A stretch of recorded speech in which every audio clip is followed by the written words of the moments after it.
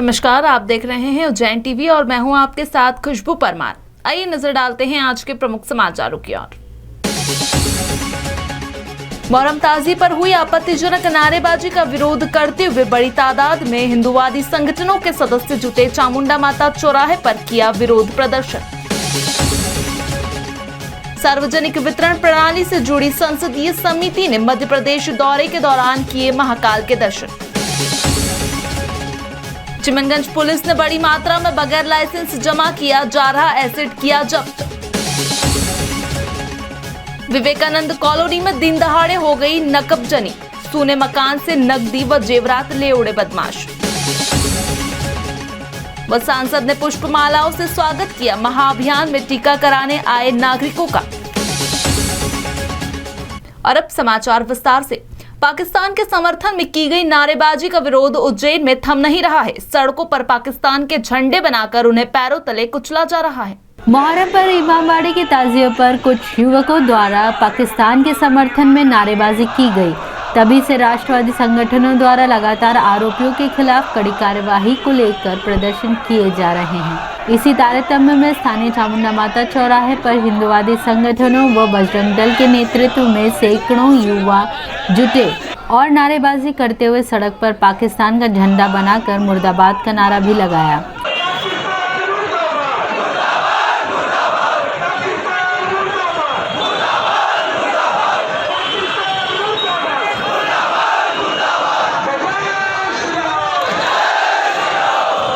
प्रदर्शन के दौरान संत अवधेशपुरी जी और महामंडलेश्वर अतुलेशानंद भी पहुंचे। मौके पर भारी तादाद में पुलिस बल लगाया गया था। मुहर्रम के दिन भारत विरोधी नारे लगे थे, पाकिस्तान जिंदाबाद बोल रहे थे कुछ जिहादी लोग, और 15,000 लोग एकत्रित हुए, जबकि कोविड की गाइडलाइन के अनुसार नहीं होना चाहिए थे। उनको क्यों एकत्रित हुए और भारत विरोधी नारे किस तहत से लगाए गए? हम लोगों ने मांग की कि पूरे विश्व में, भारत में हिंदू शांति प्रिय है, लेकिन उनकी भावनाओं से आहत होती है, तो उन अपराधियों ने जिन्होंने काम किया है देश विरोधी, उनके विरुद्ध देशद्रोह लगे, उनके मकान तोड़े जाए, उनको जो सरकारी सुविधाएं मिलती हैं वो खत्म की जाए, रासुका से बड़ा राजद्रोह लगाए, और जितनी भी बड़ी कार्रवाई होती है वो इनके विरोध करना पड़ेगा, क्योंकि अब सहन नहीं करेगा हिंदू समाज, क्योंकि सिर से ऊपर पानी जा रहा है। तो सारा समाज आज नाराज है। विश्व हिंदू परिषद और समग्र हिंदू समाज आज एकत्रित हुआ है। अगर उन आयोजकों के ऊपर कार्रवाई नहीं की जाती है तो पूरा मध्य प्रदेश बंद होगा। कहना ये है कि विश्व हिंदू परिषद के बैनर पर आज ये इतना बड़ा आंदोलन इसलिए किया गया क्योंकि भारत की धरती से भारत विरोधी आंदोलन, भारत विरोधी नारे नहीं लगाए जा सकते। जिन लोगों ने पाकिस्तान जिंदाबाद के नारे लगाए हैं उन लोगों के लिए बिल्कुल कट्टरता के साथ जवाब देने के लिए पूरा देश एक साथ खड़ा है, पूरे हिंदू एक साथ खड़े हैं, और जो अपने को भारतीय समझते हैं वो एक साथ खड़े हैं। प्रशासन को कड़ी से कड़ी कार्रवाई करनी पड़ेगी। जो लोग वहाँ उपस्थित थे, चाहे वो राजनीतिक लोग थे, मैं कहना चाहता हूँ कि राजनीतिक लाभ के लिए आप देश का अपमान नहीं कर सकते। तो जो भारत में रहने वाले लोग भारत का अपमान करेंगे, हम उन लोगों को का विरोध करेंगे, और निश्चित रूप से प्रशासन को उन पर कठोर कार्रवाई करनी पड़ेगी। जो हिंदू इस समय आस्तीन के सांप की भूमिका निभा रहे हैं, हम उनका भी विरोध करते हैं। जो जिनके नकाब अलग अलग हैं, खाने के दांत अलग और दिखाने के दांत अलग, ऐसे कुछ लोग जो हैं उनका भी हम लोग विरोध करते हैं और उनको देशद्रोही मानते हैं। और जो नेता देश का खाते हैं, देश के नाम पर खाते हैं, देश के नाम पर बैंक बैलेंस बनाते हैं, लेकिन अब जब देश की इज्जत पर बात आई है तो जो लोग मुंह में दही जमा करके बैठे हैं वो उनसे भी बड़े राष्ट्रद्रोही हैं, क्योंकि वो राष्ट्र के नाम पर खाते हैं। उन सबको संगठित होकर के इन घटनाओं का विरोध करना चाहिए। जो देश से प्रेम करता है बस वही देश में रहने का अधिकारी है। खाद्य उपभोक्ता और सार्वजनिक वितरण निरीक्षण को लेकर गठित संसदीय समिति सदस्य मध्य प्रदेश दौरे के दौरान महाकाल मंदिर दर्शन करने पहुंचे। खाद्य उपभोक्ता मामले और सार्वजनिक वितरण को लेकर गठित संसदीय स्थायी समिति के 9 सदस्य सांसद अधिकारियों के साथ महाकाल मंदिर दर्शन करने पहुंचे। संसदीय समिति के सदस्यों ने प्रोटोकॉल का पालन करते हुए बैरिकेडिंग से दर्शन किए। यह समिति राजस्थान का भ्रमण करने के बाद मध्य प्रदेश आई। समिति सार्वजनिक वितरण प्रणाली, भंडारण और उपभोक्ताओं से जुड़े मामलों को लेकर प्रदेश में क्रियान्वयन की स्थिति पर जानकारी लेगी। 9 सांसदों में आप पार्टी की कविता सिंह, बंगाल से खगेन मुर्मू, दक्षिण से एम वेंकटेश, राज्यसभा सांसद राजमणि पटेल, तृणमूल कांग्रेस के सांसद शांता चैत्री, वी वैथिलिंगम, उज्जैन सांसद अनिल फिरोजिया, लवकेश कुमार शर्मा, खाकाई जू सहित अन्य अधिकारी भी मंदिर पहुंचे। समिति के अध्यक्ष सुदीप बंदोपाध्याय ने कहा कि जानकारी संसद में पेश होगी, इस कारण सार्वजनिक नहीं की जा सकती।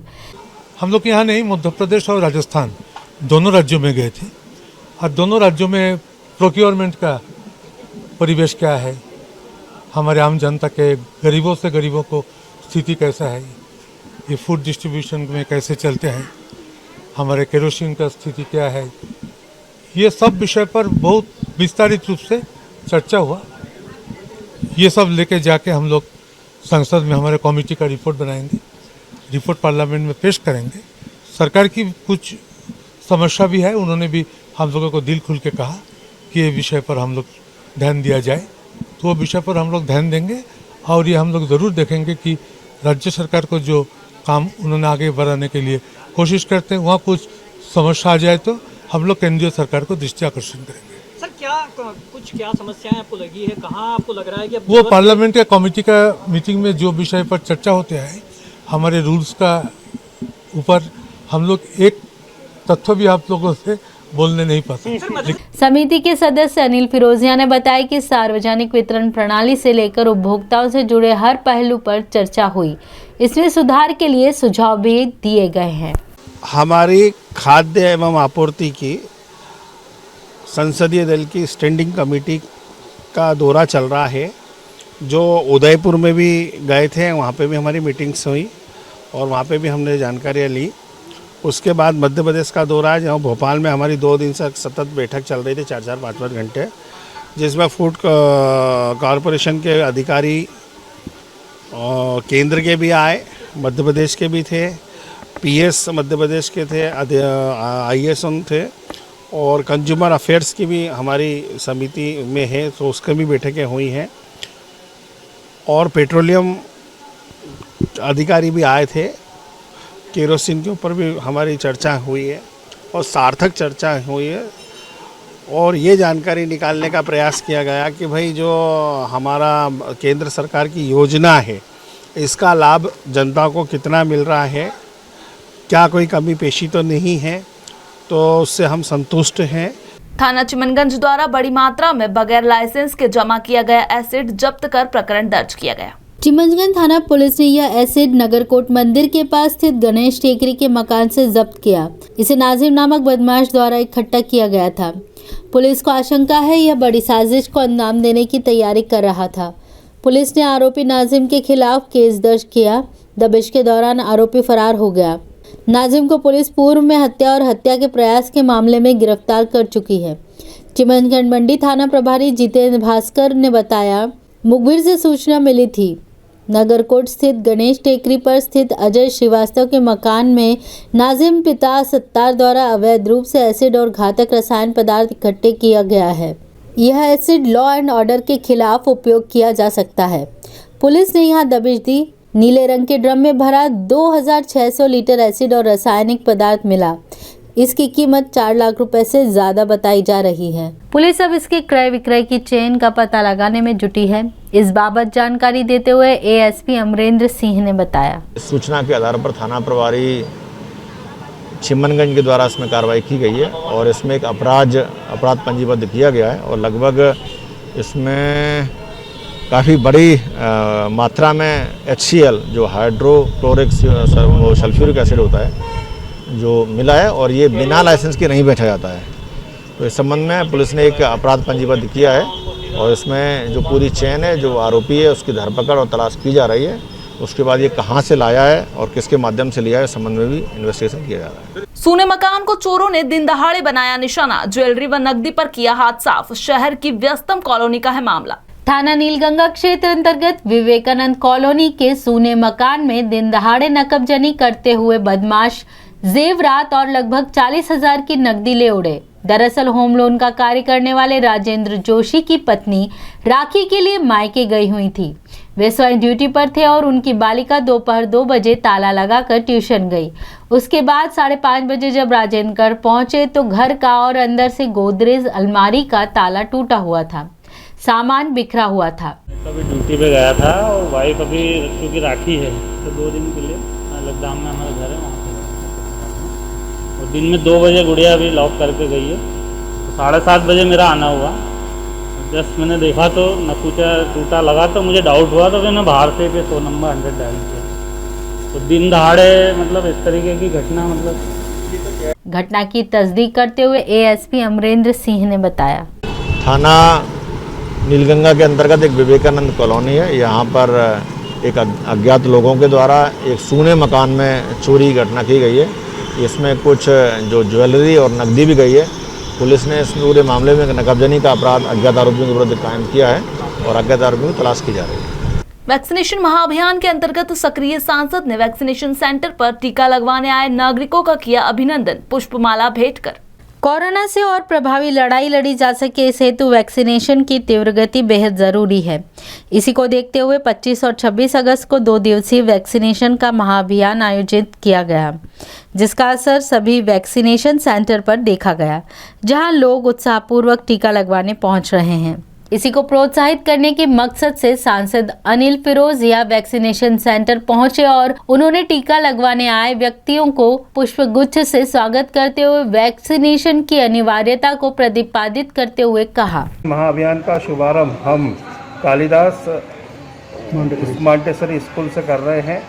यहाँ पे ये जो सेंटर है यहाँ पे 90% डोज पहला डोज लग चुका है और 70% जो डोज है वो डबल लग चुके हैं। ये हमारा आदर्श सेंटर है और यहाँ पे हमने आके युवाओं का, बुज़ुर्गों का जो वैक्सीनेशन करने आ रहे हैं उनका हमने स्वागत सम्मान करा, उनका मनोबल बढ़ाया और उनको धन्यवाद दिया कि उन्होंने डबल डोज लगाया। और उनको ये भी निवेदन करा है कि जिनका डबल डोज नहीं है उनको भी आप प्रेरित करके डबल डोज लगा लें, क्योंकि डबल डोज जब तक नहीं लगेगा जब तक वैक्सीनेशन सफल नहीं माना जाता है। मंगलादित्य स्वार्थ सिद्ध व सूर्यमंगल के केंद्र जैसे कई योगों के साथ आएगी इस वर्ष की जन्माष्टमी।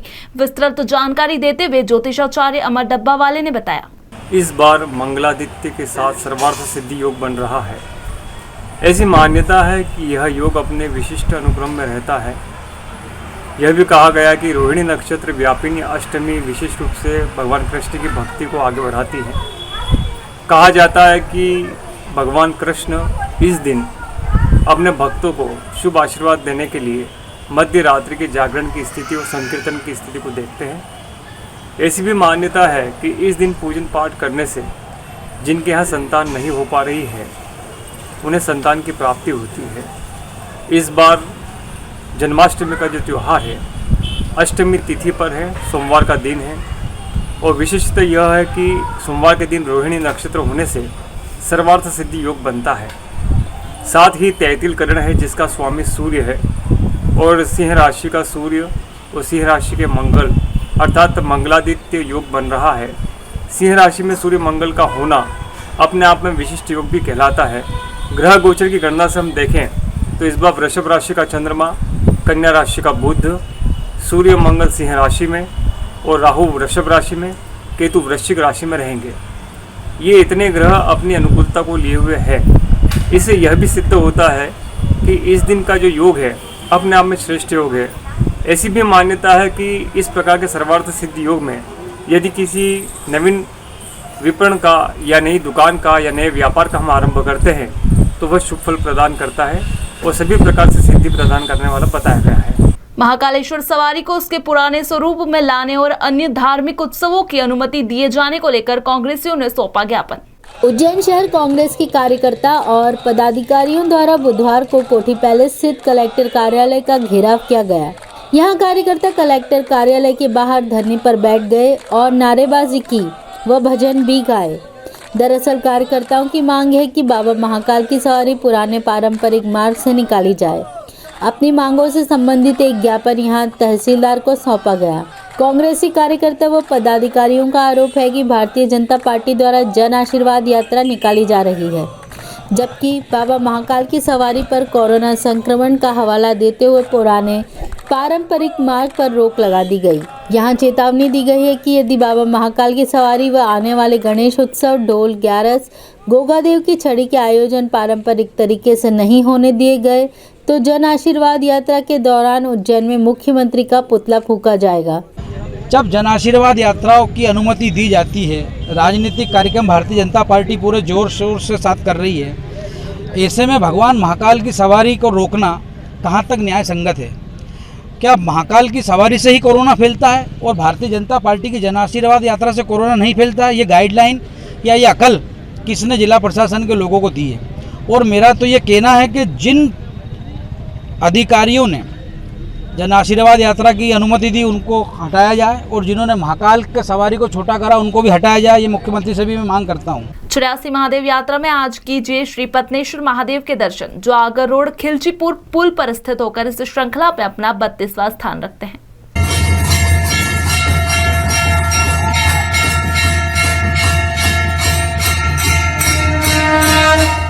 एक बार सदाशिव एकांत में बैठे थे, तब माता उमा ने पूछा कि आप सुरम में कैलाश पर्वत छोड़कर हिंसक पशुओं युक्त महाकाल वन में क्यों निवास कर रहे हैं? तब सदाशिव ने कहा, हे उमा, यह महाकाल वन सभी प्रकार से शुभ एवं रमणीय होकर स्वर्ग से भी अधिक आनंद देने वाला है। उसी समय वहां नारद जी आए। शिव जी ने कहा कि हे देव ऋषि, कहाँ से पधार रहे हैं? किन किन तीर्थों की यात्रा की तथा कौन सा तीर्थ सर्वश्रेष्ठ है? तब नारद जी ने कहा, हे देवादिदेव महादेव, महाकाल वन एवं अवंतीपुरी समान कोई दूसरा श्रेष्ठ तीर्थ नहीं देखा। वहाँ महाकाल वन में पत्नेश्वर का श्रेष्ठ शिवलिंग है, जहाँ सातों लोकों के प्राणी अपना उद्धार करने आते हैं। इंद्रादि देव भी यहाँ रहना अपना सौभाग्य मानते हैं।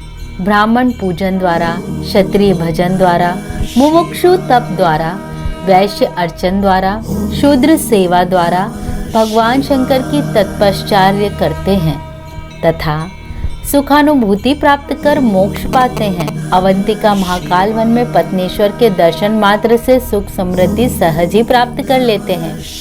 इनकी उपासना से जन्म, मृत्यु, बुढ़ापा और रोग का संताप नहीं रहता।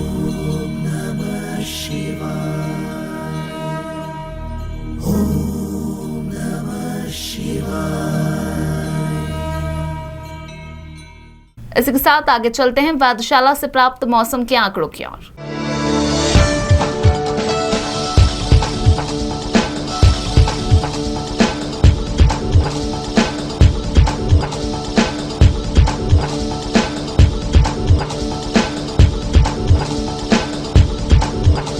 अंत में प्रमुख समाचार एक बार फिर। मोहर्रम ताज़ी पर हुई आपत्तिजनक नारेबाजी का विरोध करते हुए बड़ी तादाद में हिंदुवादी संगठनों के सदस्य जुटे। चामुंडा माता चौराहे पर किया विरोध प्रदर्शन।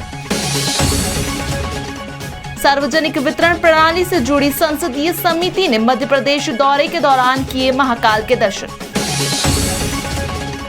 चिमनगंज पुलिस ने बड़ी मात्रा में बगैर लाइसेंस जमा किया जा रहा एसिड किया जब्त। विवेकानंद कॉलोनी में दिन दहाड़े हो गई नकबजनी, सूने मकान से नकदी व जेवरात ले उड़े बदमाश। व सांसद ने पुष्पमालाओं से स्वागत किया महाअभियान में टीका कराने आए नागरिकों का। तो ये तक अब तक के प्रमुख समाचार। ताजा खबरों के लिए देखते रहिए उज्जैन टीवी। नमस्कार।